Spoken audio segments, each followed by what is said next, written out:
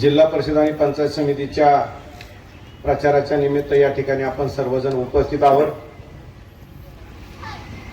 आणि या प्रचाराला मार्गदर्शन करण्यासाठी या ठिकाणी उपस्थित असणारे आमचे नेते आदरणीय जयवंतराव जगताप भाऊ, या कार्यक्रमाचे अध्यक्ष आदरणीय घुमरे सर, व्यासपीठावर उपस्थित असलेल्या पश्चिम भागाच्या नेत्या आदरणीय वहिनी साहेब आणि व्यासपीठावर सर्व उपस्थित बंधूंनो, या ठिकाणी 28 तारखेला आपल्या राज्याचे उपमुख्यमंत्री आणि राष्ट्रवादी काँग्रेस पक्षाचे अध्यक्ष आदरणीय अजितदादाचा विमान अपघातामध्ये दुर्दैवी अपघात आणि निधन झालं.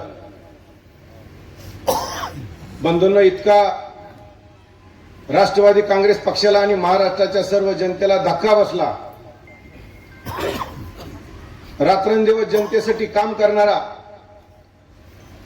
पहाटे 5 वाजल्यापासून संध्याकाळी 11 11:30 वाजेपर्यंत जनतेला वेळ देणारा असा नेता आपल्यातून निघून गेल्यानंतर बंधूंनो, आपल्याला अतिशय वाईट आणि दुर्दैवी घटना घडली आणि अजितदादाच्या जाण्यानं महाराष्ट्रामध्ये फार मोठं नुकसान या ठिकाणी बंधूंनो आपलं झालेलं आहे. आणि अशाही परिस्थितीमध्ये आपण दुःखामध्ये असताना देखील ते इलेक्शन आधीच खूप घातलेलं होतं. अजितदादा बारामतीमध्ये राष्ट्रवादी काँग्रेस पक्षाच्या प्रचाराच्या निमित्त त्या ठिकाणी बंधूंनो जाहीर सभा त्यांच्या होत्या आणि त्याच दिवशी दादाचं निधन झालं. बंधूंनो, हळहळ झाली, वाईट घटना घडली, तरी देखील बंधूंनो आपल्याला या ठिकाणी अजितदादाला भावपूर्ण श्रद्धांजली अर्पण करून आपण पुन्हा या प्रचाराची धुरा आपण सर्वांनी हातामध्ये घेतली आणि आपण पुन्हा एकदा 3 दिवस दुखवटा पाळून या जनतेमध्ये पुन्हा प्रचाराच्या निमित्तानं बंधूंनो फिरायला लागलो. आज या ठिकाणी तुम्हाला स्टेजवरती पाहायला मिळत असेल की या ठिकाणी तसं तर आम्ही पारंपरिक वैने आम्ही विचाराची लढाई बंधूंनो या ठिकाणी एकमेकाच्या विरोधात लढलेलो आहे. वास्तविक पाहता या भागामध्ये, या जिंती गावामध्ये वहिनींचं या ठिकाणी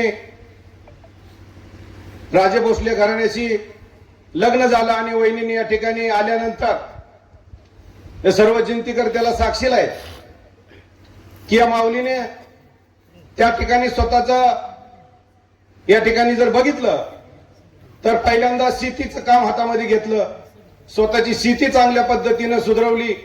नंतर मुलांच्या शिकवण्यासाठी त्यांनी बाहेर पाचगणी सारख्या ठिकाणी मुलं त्या ठिकाणी शिक्षणाला पाठवली आणि दोघांनी पती पत्नीने बंधूंना मुलावरती चांगले संस्कार केले, प्रपंचाची घडी बसवली.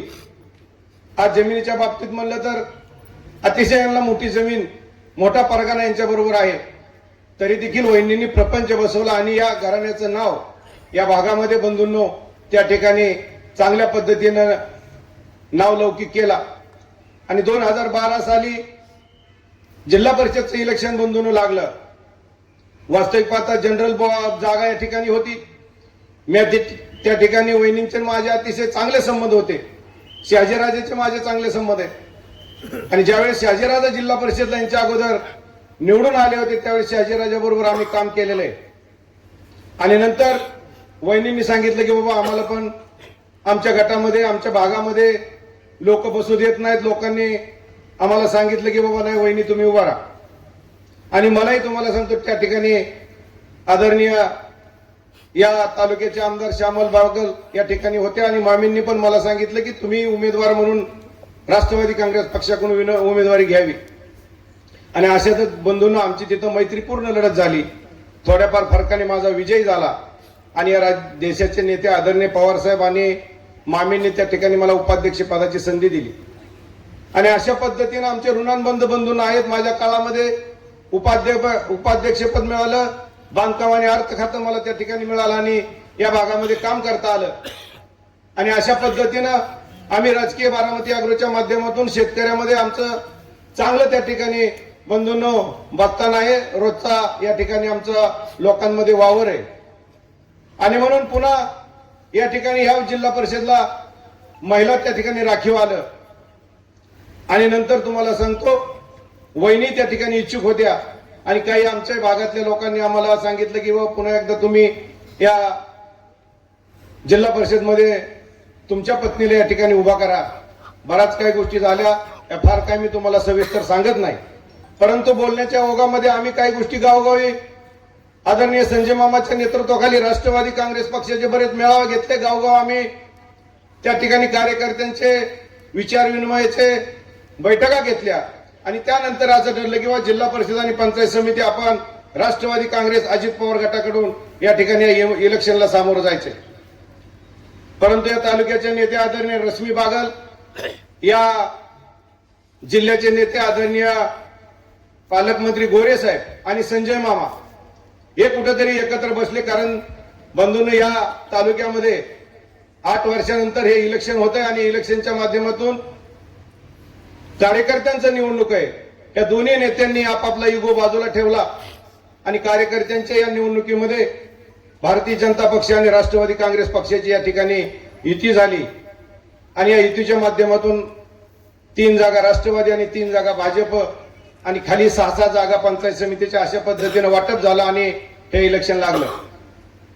बंधूंनो सांगायचा घटनाक्रम असा आहे, आदरणीय जयवंतराव जगताप आणि आदरणीय वहिनी यांनी या तालुक्याचे आमदार आदरणीय नारायण पाटीलांना आणि मी सुद्धा वहिनी तुमच्या बरोबर होतो. आपण विधानसभेला आदरणीय पवार साहेबांच्या आदेशानुसार आणि भाऊंनी तुम्हाला सांगतो मोहिते पाटील आणि पवार साहेबांच्या विनंतीला मान ठेवून या ठिकाणी या विद्यमान आमदाराला जाहीर पाठिंबा दिला आणि निवडणुकीमध्ये भाऊंनी वाहून घेतलं आणि त्या ठिकाणी तुम्हाला सांगतो चांगल्या फरकाने या उमेदवाराचा विजय झाला. 1.25 वर्ष झालं बंधूंनो. आज ही मंडळी व्यासपीठावर काही लोक सांगतात आम्हाला एकटं पाडलं गेलं. बंधूंनो मध्यंतरीच्या काळामध्ये आदिनाथचं इलेक्शन लागलं. त्या इलेक्शन मध्ये सुद्धा भाऊंनी त्या ठिकाणी इलेक्शन मधून त्यांना जाहीर पाठिंबा दिला म्हणण्यापेक्षा माघार घेतली. आदरणीय रश्मी बागल यांनी देखील या इलेक्शन मधून माघार घेतली आणि त्या ठिकाणी संजय मामाच्या नेतृत्वाखाली आम्ही कारखान्याचं इलेक्शन लढवलं.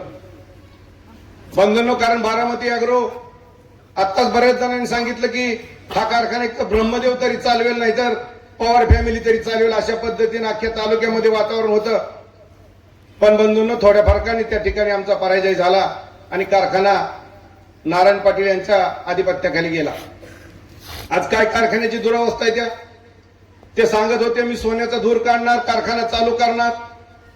बंधूंनो आज काहीही झालं नाही. अख्खा सीझन गेला आणि तो कारखाना आज करमाळा तालुक्याची अस्मिता असणारा आदिनाथ कारखाना बंद आहे. बंधूंनो त्या व्यक्तीने सगळ्याचा विश्वासघात केला. मी सांगतो आदरणीय मोहिते पाटलाचा या ठिकाणी विश्वासघात केला, आदरणीय जयवंतराव जगताप यांचा विश्वासघात केला आणि गेली 2 वेळेस ज्यांनी तुम्हाला रात्रंदिवस या भागातून सपोर्ट केला त्या वहिनींचा देखील या माणसाने विश्वासघात केला. आणि अशा पद्धतीने विश्वासघातकी माणसं पुन्हा म्हणतायत की आम्हाला एकटं पाडलं गेलं. बंधूंनो हे सगळं घुमयाड आहे. हे दिसतं तसं सोपं नाहीये. त्यांच्या मनामध्ये फार वेगवेगळ्या युक्त्या चालू आहेत. त्यांचं असं म्हणणं आहे की कारखान्याला जर उद्याच्याला आम्ही अपक्ष उभा राहू, आम्ही तुम्हाला त्या ठिकाणी पुन्हा वरती आम्ही सांगू की आम्ही तुम्हाला सपोर्ट करतो. उद्याच्याला यांनी बरेच काही तिथं आश्वासनं दिलीत आणि आदिनाथ कारखान्याला बंधूंनो आर्थिक मदत त्या ठिकाणी त्यांना घ्यायची आहे. आर्थिक मदत काय तुमच्या प्रपंचासाठी कारखाना चालू होण्यासाठी नाही. कारण ह्याच्या अगोदर त्यांनी तुम्हाला सांगतो कारखाना चालवलेला आहे. त्या ठिकाणी त्यांनी पैसे घेतलेले आहेत. मुख्यमंत्री या ठिकाणी मुळी टाकायला आले होते, आपण पाहिलेले. त्यावेळेस फक्त 70,000 क्रशिंग झालं आणि दुसऱ्या सीझनला बंधूंनो 5,000 क्रशिंग झालं आणि 2 वर्ष कारखाना बंद राहिला. त्यावेळेस कुठं गेला होता तुमचा सोन्याचा धूर. म्हणजे तुम्हाला कारखान्या चालवण्याची कसलीही तुम्हाला सांगतो त्याच्यामध्ये काय म्हणतात त्याला आर्थिक तुम्हाला दृष्टी नाहीये, तुमचं त्याच्यामध्ये काही योगदान नाहीये. आणि म्हणून तुम्ही आता पुन्हा सांगता की आम्ही आदिनाथसाठी आम्ही अपक्ष लढतोय, आम्हाला एकटं पाडलं गेलं. बंधूंनो सगळं चुकीचं आहे. मध्यंतरीच्या काळामध्ये आम्ही इलेक्शनच्या दरम्यान किंवा या प्रचाराच्या निमित्त फिरत होतो किंवा काही आम्ही राष्ट्रवादी काँग्रेसचे मेळावे घेत होतो. त्या निमित्तानं आम्ही या भागात काही बोलत होतो. आदरणीय वहिनी आणि मी त्या ठिकाणी इच्छुक उमेदवार म्हणून मला सगळेजण म्हणत होते. काही बोलण्याच्या ओघामध्ये मध्यंतरीच्या काळामध्ये वहिनीच्या बाबतीमध्ये आता विरोधक काही किल्पा फिरवत आहेत. की वहिनीला हे असे बोलले, अरे बाबा तुमचं तुम्ही काम सांगा. ज्या पद्धतीनं वहिनीला आम्ही काय बोललो असेल तर वहिनी माझ्यापेक्षा मोठे आहेत, मी दिलगिरी व्यक्त करतो, त्याच्यामध्ये जाहीर माफी मागतो. पण त्याचं भांडवल बंधून तुम्ही करू नका, कारण ती माय माऊली आहे. काही गोष्टी आमच्याकडून हातून गेल्या असतील त्याचं तुम्हाला सांगतो आम्हाला देखील दुःख आहे, पण त्याचं भांडवल करून त्याचा फायदा पुढच्या उमेदवाराला काही होणार नाहीये ह्याची बंधूंना आपण दक्षता घेतली पाहिजे. आज सगळ्या खुल्या दिनाने मोठ्या मनाने वहिनीने आम्हाला या ठिकाणी पाठिंबा दिलाय आणि खरा जर विजय होत असेल त्या विजयाचं शिल्प आणि त्या विजयाचे साक्षीदार, विजयाचं सगळं यश मी आदरणीय वहिनीला देतो. आणि इथून पुढच्या काळामध्ये सांगतो अशा कुठल्याही गोष्टी आमच्याकडून घडणार नाहीयेत. आदरणीय भाऊ आपल्या भाषणामध्ये सांगतीलच, बोला. ओके, सगळ्यांना पटलेलं आहे. बंधूंनो, या भागामध्ये मी काही नवा नाहीये, मी भाऊंच्या तालमीत घडलेला कार्यकर्ता आहे. आदरणीय भाऊंना माहिती आहे की मी व्हाईस चेअरमन होतो, आदरणीय भाऊ चेअरमन होते. आम्ही जास्त सांगत नाहीये, पण कारखाना चालून पण दाखवला आणि योग्य दर बंधूंना आम्ही या ठिकाणी चांगल्या पद्धतीचा आदिनातला दर दिलेला आहे. हे काय सांगतात भाऊंनी, तुम्हाला सांगतो अतिशय नको म्हणत होते सगळे. भाऊ म्हणले मला नको त्या कारखान्याचं चेअरमन पद, पण आम्ही हट्ट धरला सगळे संचालक मंडळाने. त्याच्या अगोदर कोण चेअरमन होतो, मी बंधूंना आदरणीय गोविंद बापू त्या ठिकाणी चेअरमन होते. परंतु भाऊंनी सांगितलं, बापूंनी सांगितलं, भाऊ जाहीर सांगतो की मला हे कारखान्याचा भाऊ जमणार नाहीये, याचं सगळं तुम्ही बघा. भाऊ आमदार होते, भाऊंनी त्या ठिकाणी ते कारखाना हातामध्ये घेतला, त्याची आम्ही चांगली घडी बसवली, चांगलं क्रशिंग देखील केलं आणि चांगला दर देखील आम्ही आदिनाथ कारखान्याच्या माध्यमातून सर्व सभासदाला बंधून दिलेला आहे. नंतरच्या काळामध्ये 2007 साली आदरणीय राजेंद्र पवार यांचा बारामती अॅग्रो कारखान्यामध्ये मी त्या ठिकाणी बंधून बघायला लागलो. आमचा त्या बारामती अॅग्रोशी आणि आपल्या पश्चिम भागाचा आणि करमाळा तालुक्याचा जवळनं संबंध आला. आज आपल्या भागामध्ये प्रचंड ऊसाचं उत्पन्न आहे. बंधूंना आदिनाथ आणि कारखाना त्या ठिकाणी काय अर्थाने बंद राहिला, ऊसाचं मोठं या ठिकाणी क्षेत्र आहे, म्हणून अजितदादाचा अंबालिका कारखाना आणि आदरणीय राजेंद्र पवारांचा बारामती अॅग्रो हे कारखाने आज खऱ्या अर्थाने या भागातला ऊस नेऊन आपल्याला चांगल्या पद्धतीचं दर देखील देतात. आणि म्हणून आमच्या लोकांची गरज आहे की कारखान्याच्या माध्यमातून बोललं जातं की हे कारखान्याचं राजकारण करतात, ऊसाचं राजकारण करतात. मग कशाचं राजकारण? वाळूचं करायचं काय? वाळू उपासाचं राजकारण करायचं का? बंधूंनो, यांना काही पडलेलं नाही. यांचा देखील ऊस स्वतः अंबालिका कारखान्यावरून बारामती अॅग्रोला बंधून जातो. तुम्ही कुठल्या तोंडाने सांगता की आम्ही कारखाना चालू करणार आहे? केतूरच्या सभेमध्ये सांगितलं गेलं की आम्ही सुद्धा आदिनाथ कारखाना चालू करणार आहे. भाऊ अलीकडे फार एक मोठं नेतृत्व आहे आपल्याकडे, देवानंदजी बागल, भयान हुशार, अतिशय हुशार माणूस आहे. स्वतःची जमीन मात्र अक्कल हुशारीने विकून टाकली. ते मला जमीन परवडत नाही, विकून टाकली भाऊ. ज्याच्या संगतीत राहतात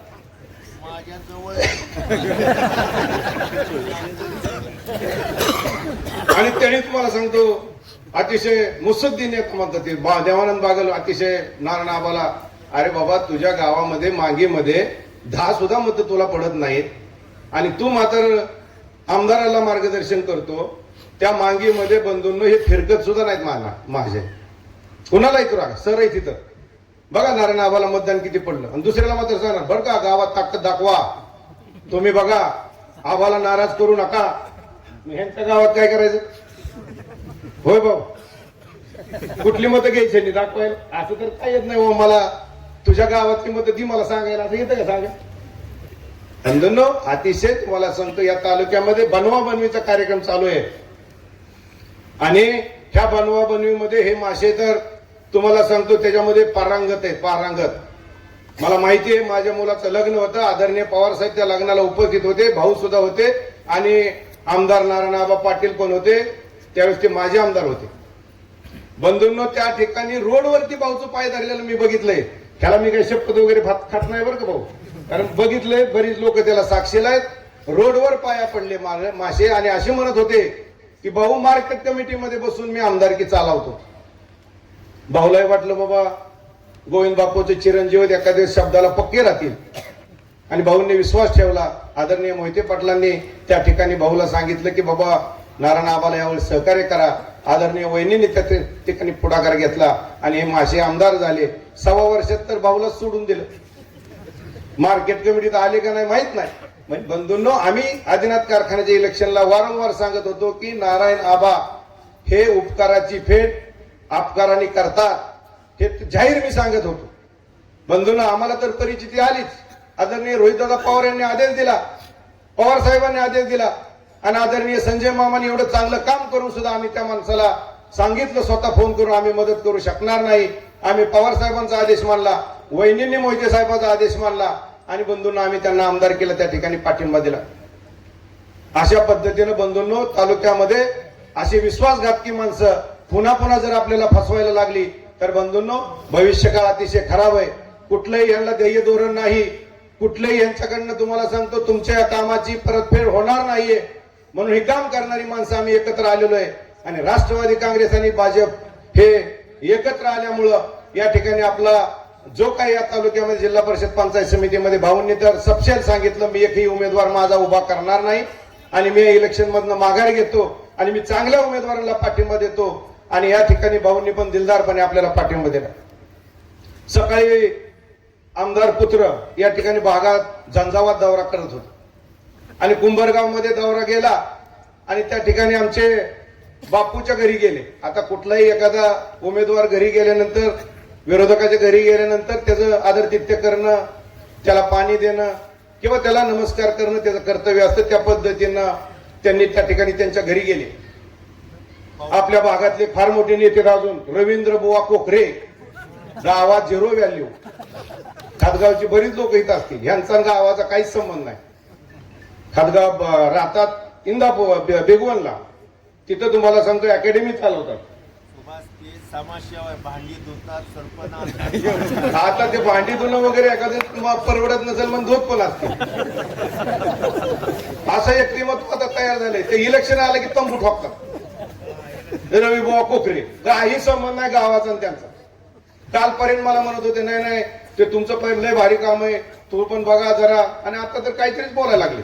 त्यांनी तर मला सांगतो बापूला तिथं घेतलं, आमच्या बळच घातला आणि जाहीर पाठिंबा म्हणून लगेच व्हॉट्सअपला पाठवला.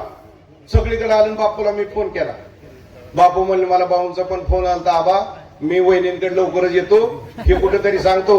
बापू उभा राहा, उभा राहा, यांचा सगळ्याला कळू दे त्यांना की बापू आमच्या बरोबर आहेत आणि बापूंनी निश्चय केलेला आहे की कुंभार गाव मध्ये सगळ्यात जास्त लीड देणारं गाव हे बापूंच्या नेतृत्वाखाली कुंभारगाव असेल.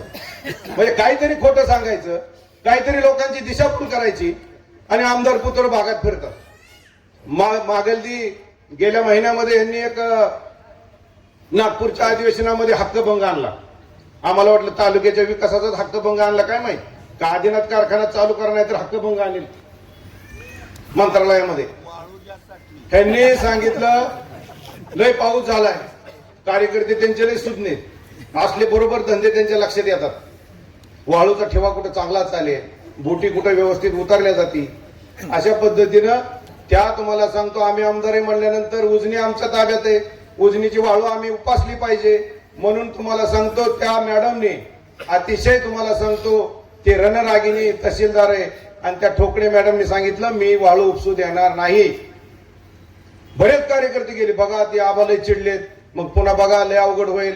आबा विधानसभेत आवाज उठवती, ते म्हणले कुठं बी आवाज उठवा तरी पण मी वाळू उपसू देणार नाही. आणि अशा महिलेवरती तुम्हाला सांगतो अधिकाऱ्यावरती ह्या माणसाने तिथं हक्कभंग आणला. म्हणजे तालुक्याच्या विकासाचा विषय नाहीये, त्यांना स्वतःच पडलंय. आणि त्या दृष्टिकोनातून बंधूंनो आदिनाथ कारखान्याला सुद्धा त्याच पद्धतीने यांचं आज जे षडयंत्र चाललंय ते तुम्हाला सांगतो तशाच पद्धतीनं चालू आहे. म्हणून भविष्यामध्ये आपल्याला जर चांगल्या पद्धतीनं राजकारण करायचं असेल, जर आपला विकास करायचा असेल तर बंधूंनो राष्ट्रवादी काँग्रेस आणि भाजपाशिवाय पर्याय नाहीये. म्हणून या दिलदार लोकांनी सर्वांनी पाठिंबा दिला आणि पुन्हा एकदा मी वहिनीचे या ठिकाणी जाहीर आभार व्यक्त करतो की त्यांनी आम्हाला पाठिंबा दिला आणि निवडून आणण्यामध्ये सगळ्यात जास्त वाटा असेल तर ती आदरणीय वहिनी साहेबाचा असेल. आणि पुढच्या काळामध्ये आदरणीय वहिनीला विश्वासात घेऊनच त्यांच्याच मार्गदर्शनाखाली भविष्यामध्ये आम्ही या जिल्हा परिषद मध्ये काम करू एवढंच सांगतो. आणि माझी पत्नी वनिता गुळवे आणि आमचे मित्र ऍडव्होकेट विघ्ने आणि आमचे कुर्टीगानाचे अजित नानाजी झाकणे यांचं चिन्ह आहे कमळ. आत्ताच तुम्हाला सांगतो या ठिकाणी त्यांनी जाहीर पाठिंबा दिला. असे आमचे मित्र डॉक्टर धुरंदे यांना आम्ही सांगितलं, त्यांच्या पण लक्षात आलं बंधूंनो. त्यांना सांगत होते राहू द्या तुमचा फॉर्म, म्हणजे यांना वाटायचं की तुमची मत विभागणी झाली की आमचा कुठेतरी फायदा होईल. अरे आज तुम्हाला लोकांनी ओळखलंय, आम्ही पण तुम्हाला ओळखलंय ना. आणि हे सुद्धा तुम्हाला सांगतो, लोकांनी ह्या सगळ्या गोष्टीचा विचार केला आणि आज झाकणीला त्या ठिकाणी पाठिंबा दिला. राजुरी गावामध्ये सगळ्यात जास्त मताधिक्य भाऊ आपल्याला मिळणार आहे आणि त्याच्यामध्ये दुरंदेव डॉक्टरांचा सुद्धा सिंहाचा वाटा असणार आहे. मोठ्या मनाने त्यांनी झाकणीला पाठिंबा दिला आणि अशाच पद्धतीचा आम्हाला येत्या 7 तारखेला घड्याळ आणि भाजपाचं कमळ या चिन्हावरती बटन दाबून चांगल्या मताधिक्याने विजय करा. मताचं तुमचं जे काही अनमोल मत आहे बंधूंनो, याचं आम्ही सोनं करून दाखवू एवढंच सांगतो. पुढच्या उमेदवार हे राहतात पुण्याला मालक, त्यांचा गावाशी काही संबंध नाही. जिंतीकरांना विचारा, समोरच त्यांचं घर आहे. हे 15 दिवसात एकदा शेती बघायसाठी गावाकडे येतात आणि ते बघत बघत संजय मामाला वाटलं आमचे कार्यकर्ते गोळवे वगैरे डॉक्टर दांडे यांनी सांगितलं आपल्याला जिंतीत वहिनीला विरोध करायला एखादा माणूस पाहिजे, म्हणून तुम्हाला सांगतो हे बाहुलं धरलं. वहिनी तुम्हाला विरोध करायसाठी आम्हाला जागाच नव्हती इथं उभा राहायला. आम्ही कुठे थांबायचो, तिकडे खाली दलित वस्तीत आमचा मुक्काम असायचा. मग आम्हाला कुठेतरी सापडलं हे येड, म्हणलं हा मी करतो काम. तुम्हाला सांगतो ह्याला असं वाटलं की मी वहिनीची जागाच घेईल, म्हणून बंधूंनो पुन्हा ह्याला वाटलं की मी उभा राहील, जिल्हा परिषदला सदस्य होईल. बंधूंनो, हे पुण्याला राहतात मासे, हे रेल्वेने जातील सोलापूरला. तुमचा आणि यांचा कधीही संबंध येणार नाही. म्हणून माझी हात जोडून विनंती आहे, वहिनी आम्ही 24 तास तुमच्या बरोबर आहे. आम्ही 24 तास तुमचे काम करणारी लोक आहे. म्हणून तुम्हाला सांगतो बंधूंना, आम्ही अधिकारवाणीने आपल्याला सांगतो की तुम्ही येत्या 7 तारखेला आम्ही तर काम करतोय, आम्ही तुमचं फक्त मत मागतोय आणि तुमचं मत तुम्ही आम्हाला बहुमूल्य मत द्यावं एवढी विनंती करतो. आणि येत्या 7 तारखेला घड्याळ चिन्हावरती आणि फुरटी गणामध्ये भाजपवरती बटन दाबून आम्हाला चांगल्या मताधिक्याने विजय करा एवढंच आव्हान करतो आणि थांबतो. धन्यवाद. जय महाराज.